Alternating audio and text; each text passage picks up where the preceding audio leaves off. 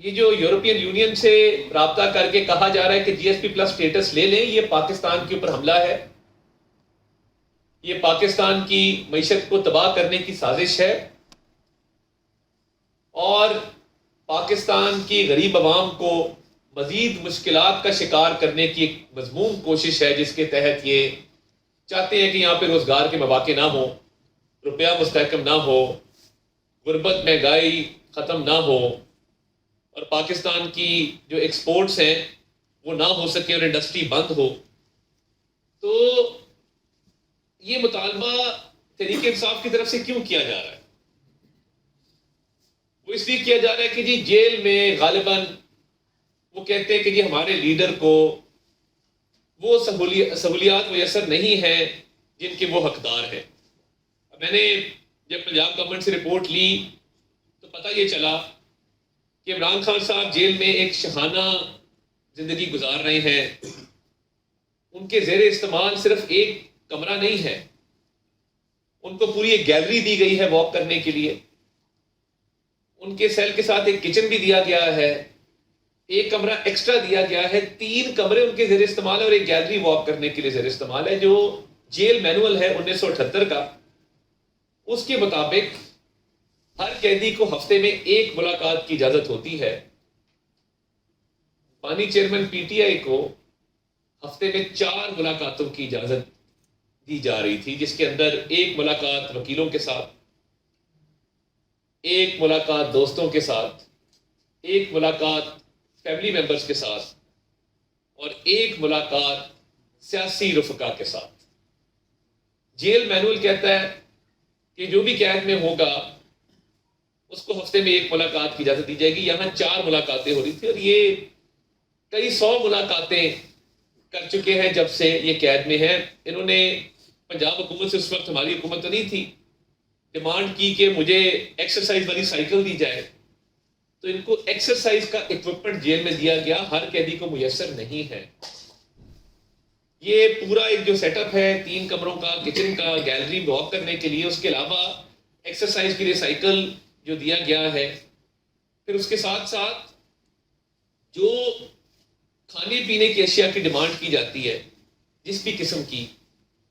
جو مینیو لکھ کے دیا جاتا ہے، وہ مجھے پنجاب حکومت کی طرف سے بتایا گیا ہے کہ جیل حکام وہ مہیا کر رہے ہیں اور ان کو کوئی تنگی نہیں ہے، ان کو کوئی دقت نہیں ہے۔ دیگر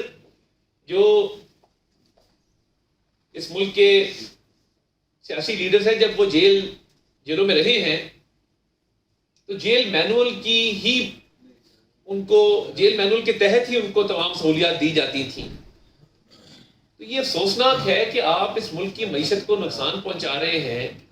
جھوٹ پر مبنی ایک کیمپین کے ذریعے۔ اور دیکھیے جھوٹ جو ہوتا ہے نا، وہ سامنے آ جاتا ہے، پتہ لگ جاتا ہے کہ غلط بیانی کی جا رہی ہے، اور یہ ایسی غلط بیانی ہے کہ کوئی بھی یہ چیک کروا سکتے ہیں آپ جیل سے کہ کیا سہولیات دی جا رہی ہیں۔ یہ جو 2 ہفتے کا ایک بین ملاقاتوں پہ لگایا گیا، یہ صرف ایک جیل کی حد تک نہیں ہے۔ کچھ رپورٹس موصول ہوئی تھیں تخریب کاری کے حوالے سے، سیکیورٹی خدشات کے حوالے سے، جس کے تحت اڈیالہ جیل، میاں والی جیل، ڈیرہ غازی خان جیل، ان 3 جیلوں کا سیکیورٹی آڈٹ کیا جا رہا ہے۔ اور یہ صرف اڈیالہ تک محدود نہیں ہے، کیونکہ جب سیکیورٹی خدشات کا اظہار کیا جائے تو یہ بھی لازم ہوتا ہے کہ اس میں ڈیو ڈیلیجنس ہو، آپ احتیاطی تدابیروں کو اپنائیں۔ تو میرے پاس جو صوبائی حکومت کی طرف سے رپورٹ آئی ہے، میں اس کے تحت آپ کو وثوق سے بتا سکتا ہوں کہ یہ 3 جیلوں کا آڈٹ ہو رہا ہے، جس میں ڈیرہ غازی خان ہے، میاں والی ہے، اڈیالہ ہے۔ اور اتنی سی بات پہ یورپین یونین کو یہ کہنا کہ آپ G S P plus status withdraw کر لیں، اس ملک کی سالمیت کے خلاف یہ سازش ہے، اس ملک کی معیشت کے خلاف یہ سازش ہے، اس ملک کو نقصان پہنچانے کی کوشش ہے۔ یہ وہی لوگ ہیں جنہوں نے 9 مئی کے حملے کیے، شہداء کی یادگاروں کی بے حرمتی کی، مسمار کیا، قائد اعظم کا لاہور میں گھر جلا دیا، اور پرواہ نہیں کی کہ اس کا پوری دنیا میں کیا میسج جائے گا۔ آپ آئی ایم ایف کو کہتے ہیں پاکستان کو امداد نہ دے اپنے سیاسی مفاد کی خاطر. ہم تو کہتے ہیں مل کے اس ملک کو آگے لے کے چلیں. یہ حکومت کا بھی کام ہے، اپوزیشن کا بھی کام ہے. مگر آپ اگر ایسی سازشیں اس ملک کے خلاف کرتے رہیں گے جیسے آپ نے سائفر کی سازش کی تھی اور اس ملک کے بین الاقوامی سطح پہ تعلقات کو خراب کرنے کی کوشش کی اور وہ جھوٹ نکلا بعد میں، آپ نے سائفر لہرایا اور بعد میں کہا جی یہ تو سائفر ہی نہیں تھا،